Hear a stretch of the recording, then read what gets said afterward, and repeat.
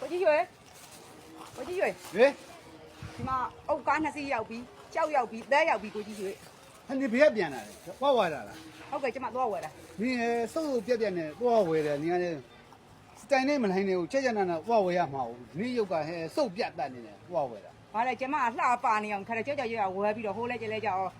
ရွှေခိုးပြီးကျမပြန်လာခဲ့တာ ဒါကြောင့်မို့အထုအယောင်နေနဲ့တွေ့တာအကုန်လုံး ဘာတွေခုတူနေလဲ လိုင်းပေါ်နေမှာဟိုးကြော်နေတယ်အထုအယောင်နေ ဘာတွေလဲ ကားတို့ရွှေတို့မိတ်ကပ်တို့အထုအယောင်နေတွေ့နေတာ ဒီအုတ်ဒီသဲတွေကြောက်တွေကကျမအတုနဲ့တွေ့မလား ခုတွေ့လာပြီလေတွေ့လာပြီလေ ဟဲ့ အထု ဘ နဲ့ လို့ဖြစ်လို့တွေ့လား ဒီမှာကြည့်ပါလားဒီမှာဒီအုတ်ကလေဟဲ့လို့ခွဲရင်ဟဲ့လို့ကွဲတယ် အော်အုတ်နီခဲပါဆိုရှင်ကိုမိဖုတ်ထားတဲ့အုတ်နီကွဲရိုက်ခွဲမှာတော့ကွဲတာပေါ့ကြီးရွှေရဲ့ဘယ်နဲ့စကားပြောတာပါလဲ ကြောက်ကလည်းအတူကြီး ကြောက်ကဘလို့တူတာလဲ ဒီမှာကြည့်ပါအကြီးသေးမှမညီတာဒီမှာအကြီးသေးမှမညီတာ ကြောက်ကား2စီး3စီးကိုနှစ်ဖန်ငါကြမှာရှင်သွားပြီးတစ်လုံးချင်းရွေးပြီးတော့သွားဝယ်လားအစ်စ်နဲ့တွေ့အောင်တစ်လုံးချင်းညီးနေတဲ့အလုံးချင်းတွေ့အောင်ရှင်သွားဝယ် တဲရတယ်ကြည့်အောင်မိုးရွာရင်ပြောကြတယ် ပဲပါဆိုမှမိုးရွာပြောကြမှာပေါ့မိုးမရွာပြော